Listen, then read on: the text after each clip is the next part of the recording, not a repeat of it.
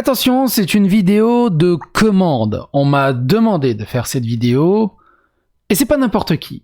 C'est ma femme qui m'a demandé, elle m'a envoyé ça, fait tu veux pas faire une vidéo là-dessus parce que depuis quand tu regardes mes vidéos? Elle avait envie que je fasse ce sujet. Alors déjà, merci aussi à vous qui passez par toutes ces news à gauche à droite et qui me partagez sur le Discord, dans le channel suggestions ou autre ou ailleurs, ou qui m'envoyez par mail. Je reçois aussi beaucoup d'articles par mail. Merci à vous d'entretenir la flamme et d'entretenir la matière première et les étincelles qui me permettent de faire du contenu. Et donc, cette fois-ci, cette vidéo est dédicacée à ma femme et elle voulait absolument qu'on parle de l'écosexualité. Ces gens qui font l'amour avec la terre parce qu'il a comme un nouveau genre, enfin une nouvelle orientation sexuelle. C'est tu niques la terre, mais avec amour.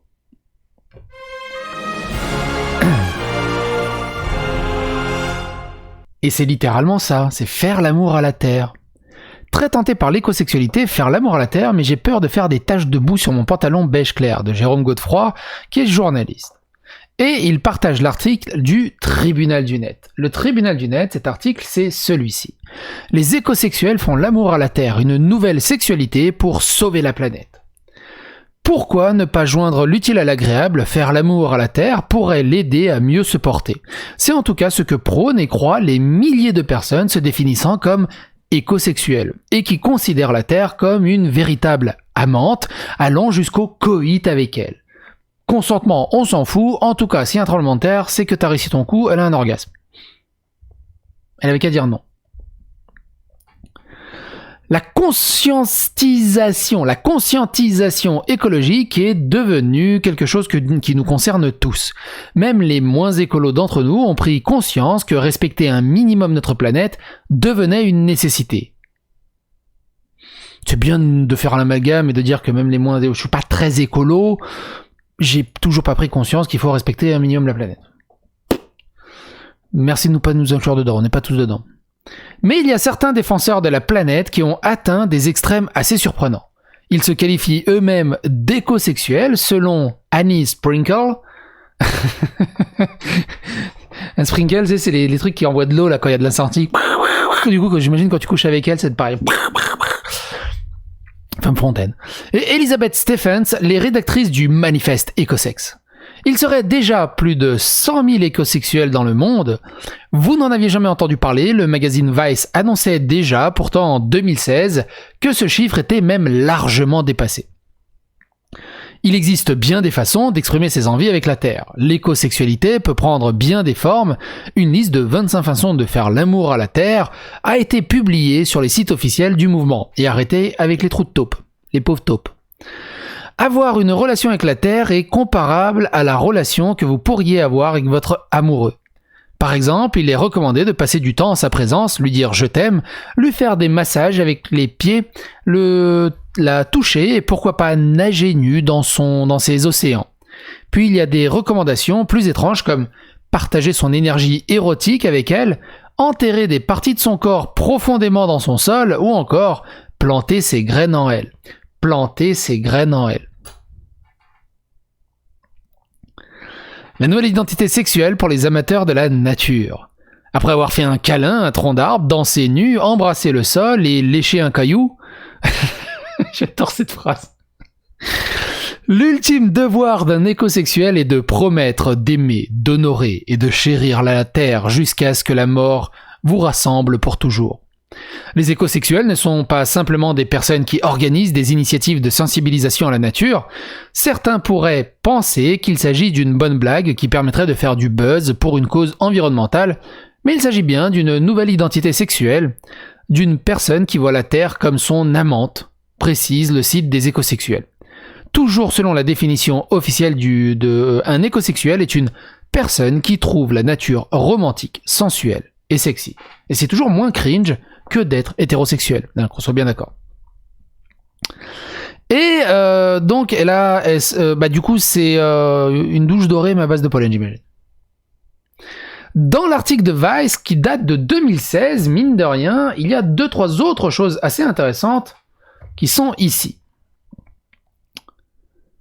C'est où?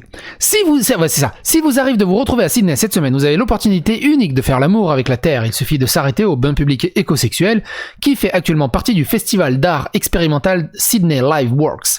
Le bain public est une installation interactive créée par les artistes Lauren Cronmeyer et Ian Sinclair de Pony Express, qui m'ont décrit le travail comme une extravagance sans limite destinée à dissoudre les barrières entre les espèces alors que nous tombons dans l'oubli.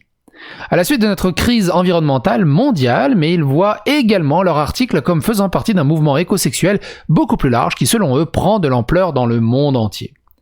Et ils ont peut-être raison. Jennifer Reed, doctorante en sociologie à l'université du Nevada à Las Vegas, rédige une thèse sur l'écosexualité et affirme que le nombre de personnes qui s'identifient comme écosexuelles a considérablement augmenté au cours des 2 dernières années.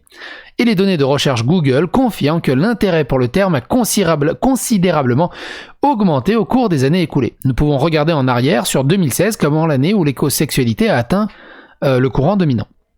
L'écosexualité est au terme une définition large qui varie en fonction des personnes à qui vous demandez. Amanda Morgan, membre du corps professoral de l'École des sciences de la santé communautaire de l'UNLV, qui est impliquée dans le mouvement écosexuel, dit que l'écosexualité pourrait être mesurée dans un sens qui n'est pas sans rappeler l'échelle de Kinsey. À une extrémité, elle englobe les personnes qui essayent d'utiliser le sexe durable. Ou du coup, pourquoi ils n'ont pas dit le sexe éco-responsable du coup ?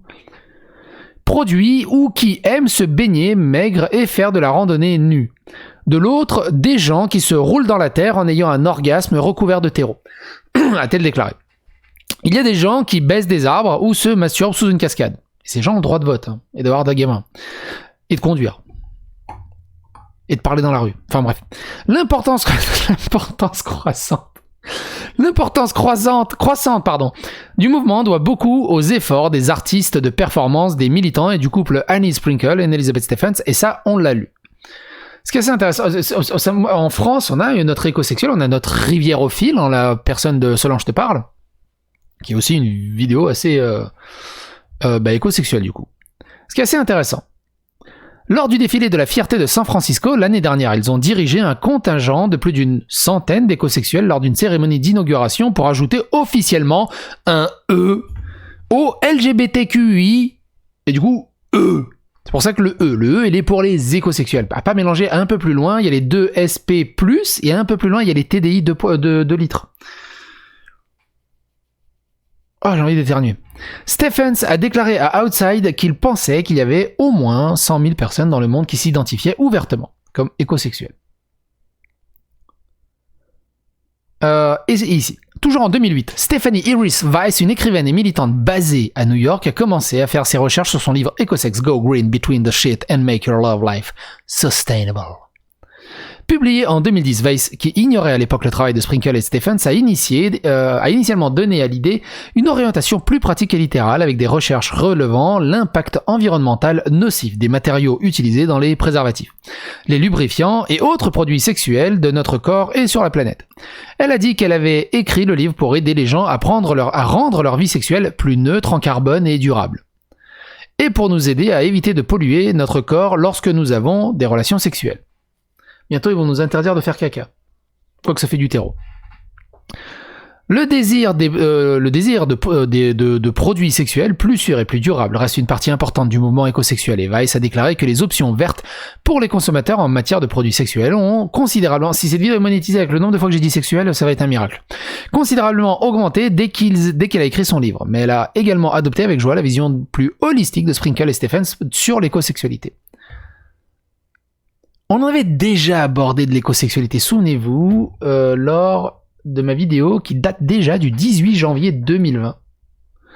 Et il y avait déjà un reportage Trax de Arte sur l'écosexualité qui est très facilement trouvable sur internet. Alors par contre, faites attention parce qu'il y a de l'érotisme, il y a du nu, enfin ils se tapent des arbres, donc au bout d'un moment, voilà, même si c'est un peu flouté, si vous êtes jeune, appelez vos parents pour regarder ça ensemble et comme ça ils pourront vous expliquer directement. Mais il y a un passage qui est super goldé, que j'adore dans ce passage, et c'est cette nana qui explique le bonheur que c'est de se faire sucer par un moustique. And it slowly put its proboscis into me. And it began to drink. And as it drank, it was like it was humping me. It was like... And its belly was filling with my blood.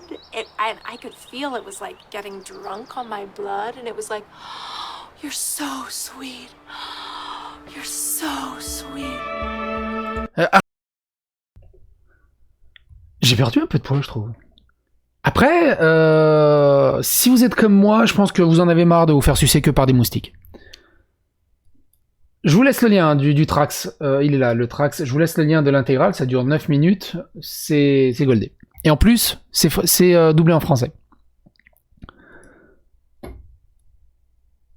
Pour terminer vite fait, il y a Europe 1 qui a fait une capsule là-dessus. Embrasser des arbres, se frotter contre de l'herbe ou encore caresser une pierre.